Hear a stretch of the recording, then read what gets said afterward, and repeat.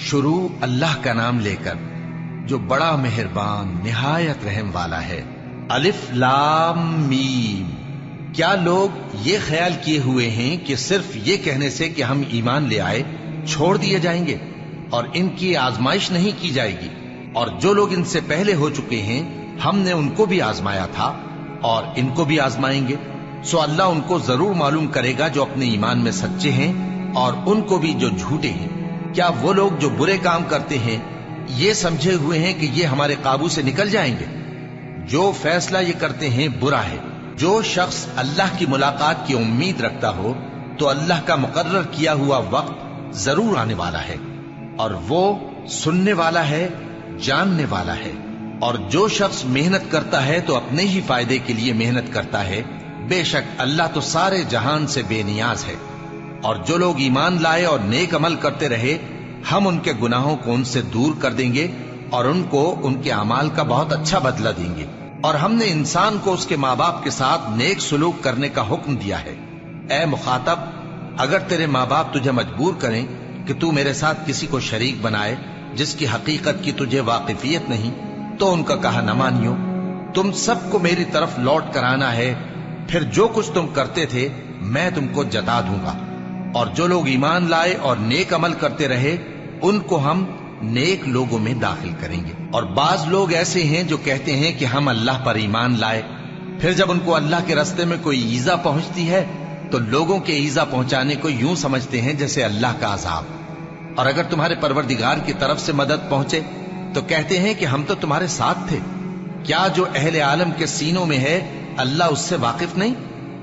اور اللہ ان کو ضرور معلوم کرے گا جو سچے مومن ہیں، اور وہ منافقوں کو بھی معلوم کر کے رہے گا۔ اور جو کافر ہیں وہ مومنوں سے کہتے ہیں کہ ہمارے طریقے پر چلو اور ہم تمہارے گناہ اٹھا لیں گے، حالانکہ وہ ان کے گناہوں کا کچھ بھی بوجھ اٹھانے والے نہیں۔ کچھ شک نہیں کہ یہ جھوٹے ہیں اور یہ اپنے بوجھ بھی اٹھائیں گے اور اپنے بوجھوں کے ساتھ اور لوگوں کے بوجھ بھی۔ اور جو جھوٹ یہ لوگ گھڑتے رہے قیامت کے دن ان کی ان سے ضرور پرسش ہوگی۔ اور ہم نے نوح کو ان کی قوم کی طرف بھیجا تو وہ ان میں 50 برس کم 1000 برس رہے۔ پھر ان لوگوں کو طوفان کے عذاب نے آ پکڑا اور وہ ظالم تھے۔ پھر ہم نے نوح کو اور کشتی والوں کو نجات دی اور کشتی کو اہل عالم کے لیے نشانی بنا دیا۔ اور ابراہیم کو یاد کرو جب انہوں نے اپنی قوم سے کہا کہ اللہ کی عبادت کرو اور اس سے ڈرو، اگر تم سمجھ رکھتے ہو تو یہ تمہارے حق میں بہتر ہے۔ تم تو اللہ کو چھوڑ کر بتوں کو پوجتے اور جھوٹی باتیں بناتے ہو۔ جن لوگوں کو تم اللہ کے سوا پوجتے ہو وہ تم کو رزق دینے کا اختیار نہیں رکھتے، بس اللہ ہی کے ہاں سے رزق طلب کرو اور اسی کی عبادت کرو اور اسی کا شکر کرو، اسی کی طرف تم لوٹ کر جاؤ گے۔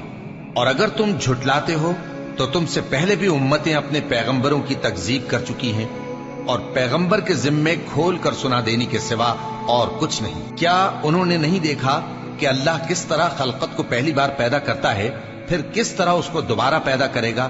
یہ اللہ کو آسان ہے۔ کہہ دو کہ ملک میں چلو پھرو اور دیکھو کہ اس نے کس طرح خلقت کو پہلی دفعہ پیدا کیا ہے، پھر اللہ ہی دوسری بار بھی پیدا کرے گا۔ بے شک اللہ ہر چیز پر قادر ہے۔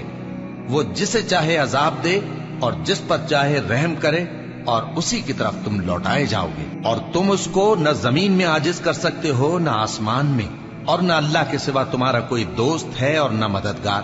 اور جن لوگوں نے اللہ کی آیتوں سے اور اس کے سامنے حاضر ہونے سے انکار کیا وہ میری رحمت سے نا امید ہو گئے ہیں اور ان کو درد دینے والا عذاب ہوگا۔ تو ان کی قوم کے لوگ جواب میں بولے تو یہ بولے کہ اسے مار ڈالو یا جلا دو، مگر اللہ نے ان کو آگ میں جلنے سے بچا لیا۔ جو لوگ ایمان رکھتے ہیں ان کے لیے اس میں نشانیاں ہیں۔ اور ابراہیم نے کہا کہ تم جو اللہ کو چھوڑ کر بتوں کو لے بیٹھے ہو تو دنیا کی زندگی میں باہم دوستی کے لیے، مگر پھر قیامت کے دن ایک دوسرے کی دوستی سے انکار کر دو گے اور ایک دوسرے پر لعنت بھیجو گے، اور تمہارا ٹھکانہ دوزخ ہوگا اور کوئی تمہارا مددگار نہ ہوگا۔ بس ان پر ایک لوط ایمان لائے اور ابراہیم کہنے لگے کہ میں اپنے پروردگار کی طرف ہجرت کرنے والا ہوں، بے شک وہ غالب ہے، حکمت والا ہے۔ اور ہم نے ان کو اسحاق اور یعقوب بخشے اور انہی کی اولاد میں پیغمبری اور کتاب رکھ دی، اور ان کو دنیا میں بھی ان کا صلہ عنایت کیا اور وہ آخرت میں بھی نیک لوگوں میں ہوں گے۔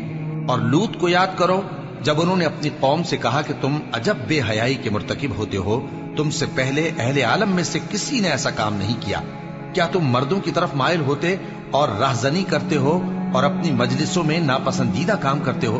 تو ان کی قوم کے لوگ جواب میں بولے تو یہ بولے کہ اگر تم سچے ہو تو ہم پر عذاب لے آؤ۔ لوط نے کہا کہ اے میرے پروردگار، ان مفسد لوگوں کے مقابلے میں مجھے نصرت عنایت فرما۔ اور جب ہمارے فرشتے ابراہیم کے پاس خوشی کی خبر لے کر آئے تو کہنے لگے کہ ہم اس بستی کے لوگوں کو ہلاک کر دینے والے ہیں کہ یہاں کے رہنے والے نافرمان ہیں۔ ابراہیم نے کہا کہ اس میں تو لوط بھی ہیں۔ وہ کہنے لگے کہ جو لوگ یہاں رہتے ہیں ہمیں سب معلوم ہیں، ہم ان کو اور ان کے گھر والوں کو بچا لیں گے بجز ان کی بیوی کے کہ وہ پیچھے رہنے والوں میں ہوگی۔ اور جب ہمارے فرشتے لوط کے پاس آئے تو وہ ان کی وجہ سے ناخوش اور تنگ دل ہوئے۔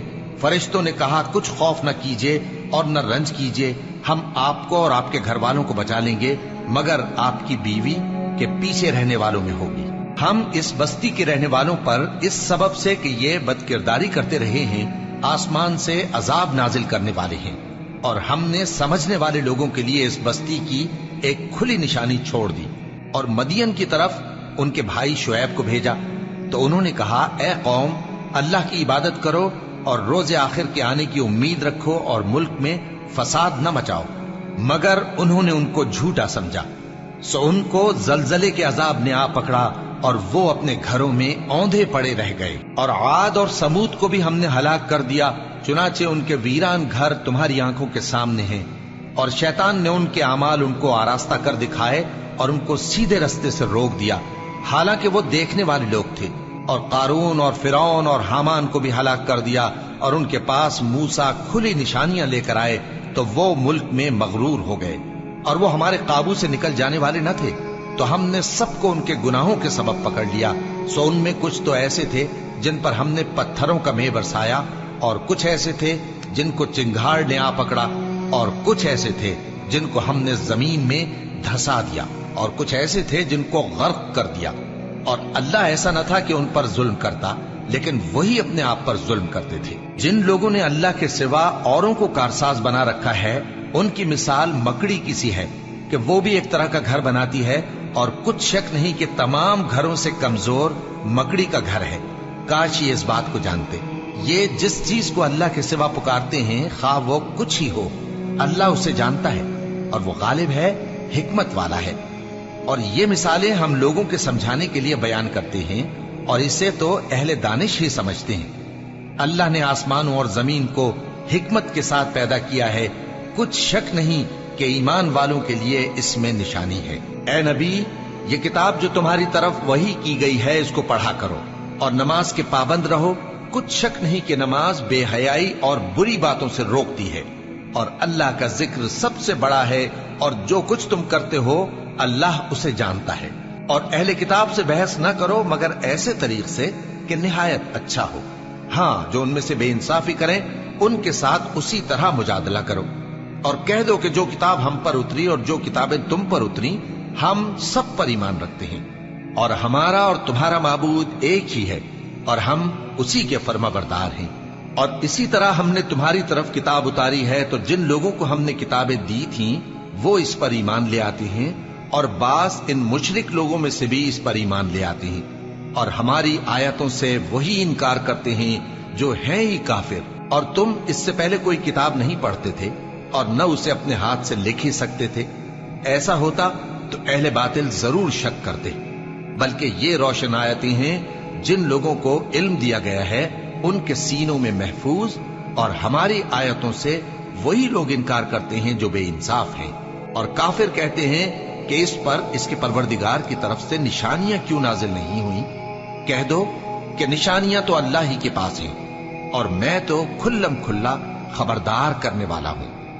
کیا ان لوگوں کے لیے یہ کافی نہیں کہ ہم نے تم پر کتاب نازل کی جو ان کو پڑھ کر سنائی جاتی ہے؟ کچھ شک نہیں کہ مومن لوگوں کے لیے اس میں رحمت اور نصیحت ہے۔ کہہ دو کہ میرے اور تمہارے درمیان اللہ ہی گواہ کافی ہے۔ جو چیز آسمانوں اور زمین میں ہے وہ سب کو جانتا ہے، اور جن لوگوں نے باطل کو مانا اور اللہ سے انکار کیا وہی نقصان اٹھانے والے ہیں۔ اور یہ لوگ تم سے عذاب کے لیے جلدی کر رہے ہیں، اور اگر ایک وقت مقرر نہ ہو چکا ہوتا تو ان پر عذاب آ بھی گیا ہوتا، اور وہ کسی وقت میں ان پر ضرور اچانک آ کر رہے گا اور ان کو معلوم بھی نہ ہوگا۔ یہ تم سے عذاب کے لیے جلدی کر رہے ہیں، جبکہ دوزخ تو کافروں کو گھیر لینے والی ہے۔ جس دن عذاب ان کو ان کے اوپر سے اور ان کے پیروں کے نیچے سے ڈھانک لے گا، اور اللہ فرمائے گا کہ جو کام تم کیا کرتے تھے اب ان کا مزہ چکھو۔ اے میرے بندو جو ایمان لائے ہو، میری زمین فراخ ہے تو میری ہی عبادت کرو۔ ہر شخص موت کا مزہ چکھنے والا ہے، پھر تم ہماری ہی طرف لوٹ کر آؤ گے۔ اور جو لوگ ایمان لائے اور نیک عمل کرتے رہے، ان کو ہم بہشت کے اونچے اونچے محلوں میں جگہ دیں گے، جن کے نیچے نہریں بہ رہی ہیں، ہمیشہ ان میں رہیں گے۔ نیک عمل کرنے والوں کا یہ خوب بدلہ ہے، جو صبر کرتے اور اپنے پروردگار پر بھروسہ رکھتے ہیں۔ اور بہت سے جانور ہیں جو اپنا رزق اٹھائے نہیں پھرتے، اللہ ہی ان کو رزق دیتا ہے اور تم کو بھی، اور وہ سننے والا ہے، جاننے والا ہے۔ اور اگر ان سے پوچھو کہ آسمانوں اور زمین کو کس نے پیدا کیا اور سورج اور چاند کو کس نے تمہارے زیر فرمان کیا، تو کہہ دیں گے اللہ نے۔ تو پھر یہ کہاں الٹے جا رہے ہیں؟ اللہ ہی اپنے بندوں میں سے جس کے لیے چاہتا ہے روزی فراخ کر دیتا ہے، اور جس کے لیے چاہتا ہے تنگ کر دیتا ہے۔ بے شک اللہ ہر چیز سے واقف ہے۔ اور اگر تم ان سے پوچھو کہ آسمان سے پانی کس نے برسایا، پھر اس سے زمین کو اس کے مرنے کے بعد کس نے زندہ کیا، تو کہہ دیں گے کہ اللہ نے۔ کہہ دو کہ اللہ کا شکر ہے، لیکن ان میں اکثر نہیں سمجھتے۔ اور یہ دنیا کی زندگی تو صرف کھیل اور تماشا ہے، اور ہمیشہ کی زندگی کا مقام تو آخرت کا گھر ہے۔ کاش یہ لوگ سمجھتے۔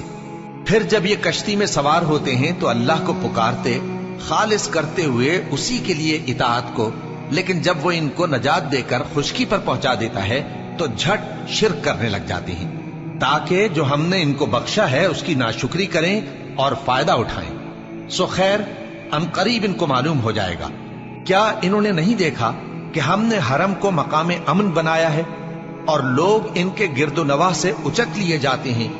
کیا یہ لوگ باطل پر اعتقاد رکھتے ہیں اور اللہ کی نعمتوں کی ناشکری کرتے ہیں؟ اور اس سے بڑا ظالم کون جو اللہ پر جھوٹ بہتان باندھے، یا جب حق بات اس کے پاس آئے تو اس کی تکذیب کرے؟